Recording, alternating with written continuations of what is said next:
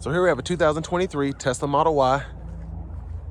Now this one comes in the long range variant, so we get that dual motor setup, giving us all-wheel drive capability.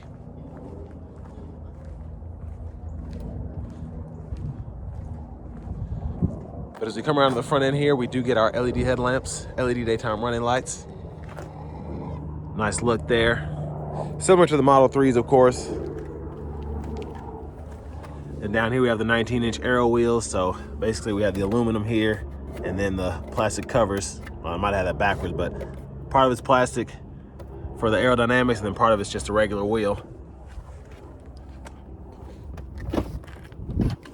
But to the door panel here, I like the two-tone look, how we have that gray here, the black, then that white there to match the interior. One-touch automatic up and down windows, and then we use this to open the door. And there's the power driver seat. And then we do have our lumbar support there. But the white interior is very nice. I prefer it on like the blue vehicles, but on this gray, it doesn't look too bad.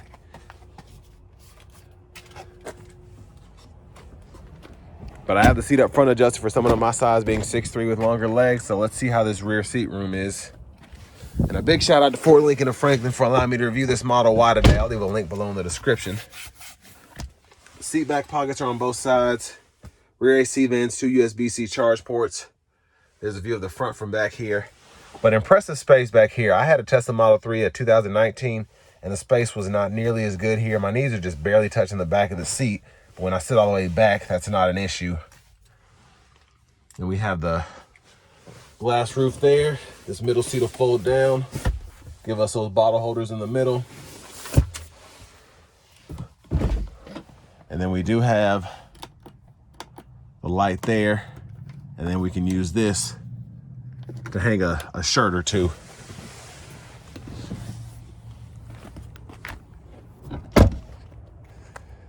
But coming around to the back end here, we do get LED tail lamps to go with those LED headlamps. And then this one does have the tow hitch configured. Power lift gate. Great space back here. And we have 2 deep pockets on either side if you want to have something in the back and you don't want it to roll around. And then from here, we can actually fold down the seats. So you have a power release for that, which is nice. And then additional storage down here. So surprised by all the space that you get here. Now back to the rear passenger side.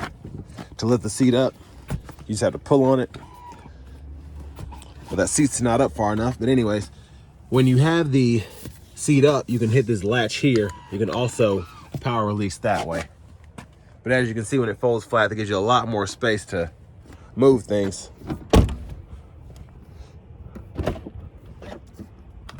And then to the front passenger side, we have that power, but we don't have the lumbar support like we have on the driver's side, but still nice to have the power seat. And then the glove box is there. I'll show you how we open that here in a moment. And it's always interesting to me. I'm used to reviewing cars that are gas powered, so when I walk around them, get to the engine, I can kind of hear them, but it's almost like an awkward silence when I'm doing these EVs just because they're not making any sound whatsoever. But here from the control section on the left side, I can open the front there, and I'll just leave that door open. We can come back around here, and you have that additional storage space there, and you can put your windshield wiper fluid in right there. But I usually like to keep my charge port in the front, or my charger in the front, excuse me. Speaking of which, I'm glad I said that because I forgot to show the charge port. So that's gonna be right here. Just hit that button, and you can hook that up with a 240, a 110, or you can supercharge here if you so choose. But let's hop in here.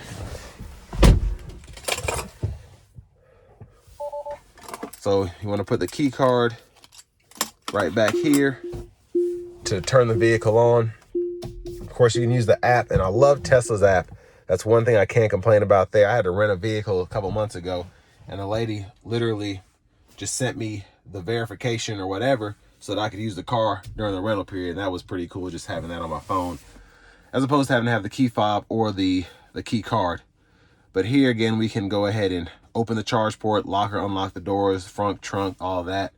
And then the navigation system's up here. You can either navigate to home, work, certain destinations, or find the nearest supercharger.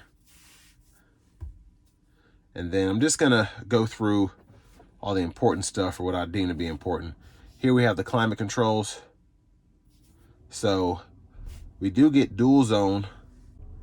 And if you want to turn that on, all you have to do is come over here, click there, adjust the temperature, hit split, and it'll pull that up on that front passenger side. It's wonky, but it's one of those things that I don't like, but I guess if you get used to it, it's not really a big deal.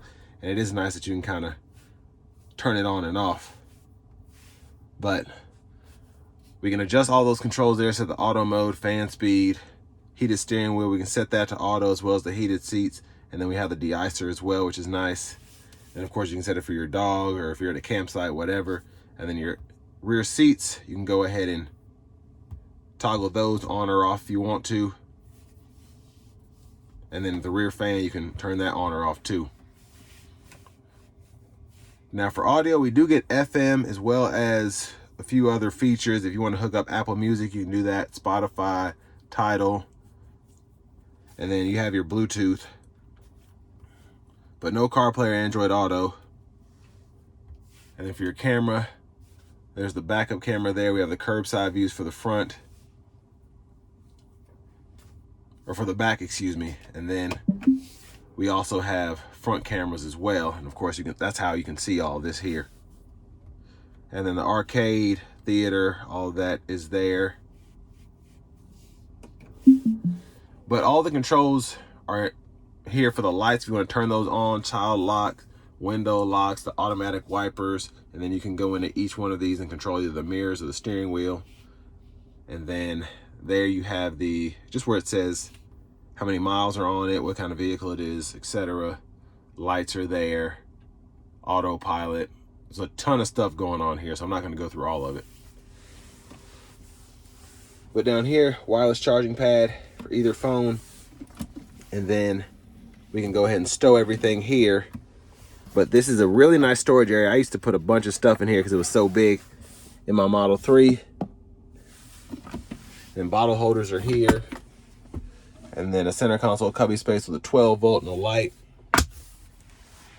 Quick look at the back seat from up here. Hazards are there. And then I'll show you what these do. This is actually volume, and this is for your cruise control when that's on, or autopilot, whatever. Windshield wipers and blinkers are here.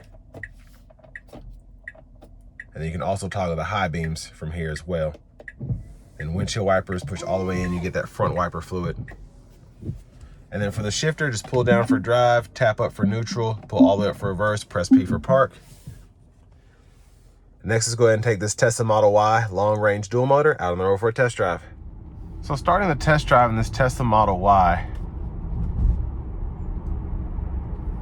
the simplistic interior is, once you get used to it, I get why they did it. It's very easy. It kind of focuses everything on driving, but you have this giant screen here, so when you are stopped, you can fool with so much stuff. But then on top of that, if I want to go ahead and set my acceleration from standard to chill or vice versa, my steering mode, I can do that with the touch of a button.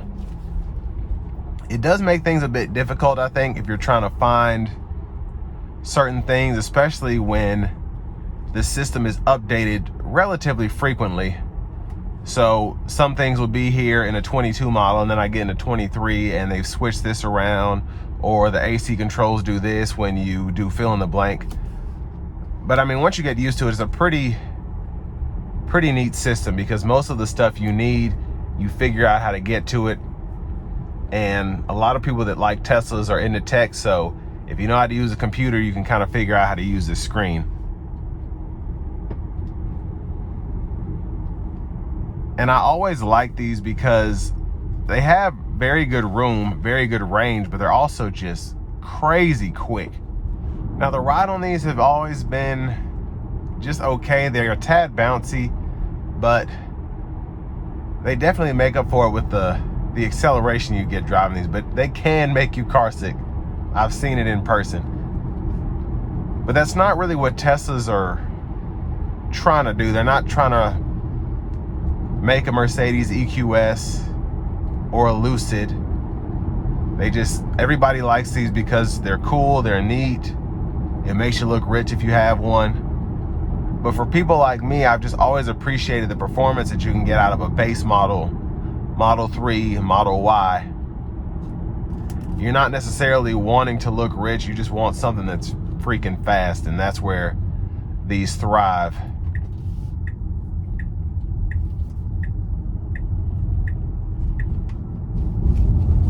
And the other good thing is the autopilot system, of course. Using that to drive on the interstates or even in town if you want to is nice to have. Just having that lane centering, adaptive cruise control working.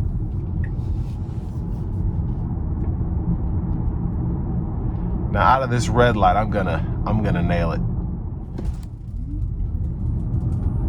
Just great response.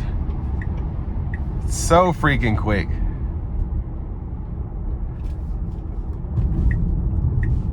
We're gonna do that again, getting on the interstate here.